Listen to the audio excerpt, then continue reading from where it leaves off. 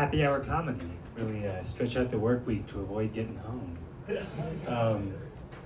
Any parents of young kids here tonight? Oh! It's okay, they can't hurt you here. So I have twins, took them to the dentist recently, and when they were done with the appointment, they each got to pick out a different sticker. What a monster. To think that you could give twins two different things. Such a hateful woman. So they're in the back seat fighting over who's the unicorn and who's the kitty, and I'm yelling back at them, trying to negotiate. I know we're in America, but in my car, we do negotiate with terrorists. One of the tricks that we've learned of driving with twins is to always keep them chewing. But now I'm out of snacks and things are starting to look kind of desperate. This is the part where I need to let you know that my kids were born in Portland. Okay, I know we're in Montana, right? And you're trying to make America great again, and that's fine. But my Portland babies, they have food allergies, obviously.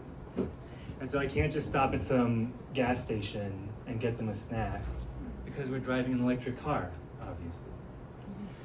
And then I see it, a vegan, gluten-free bakery. It's a couple of sad, sallow, self-righteous people shuffling around out front. And I walk right past them, and they have 2 cookies left. 2 kids, 2 cookies. Perfect. Except I eat one immediately.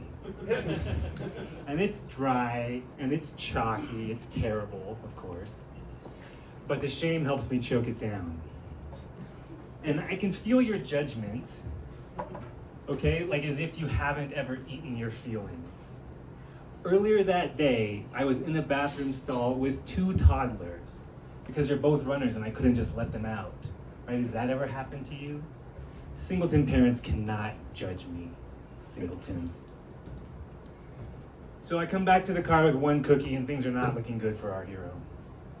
And then I remember something from Sesame Street.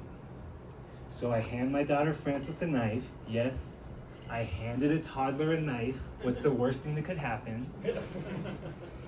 And I say, remember on Sesame Street when Elmo and Grover both wanted a cookie?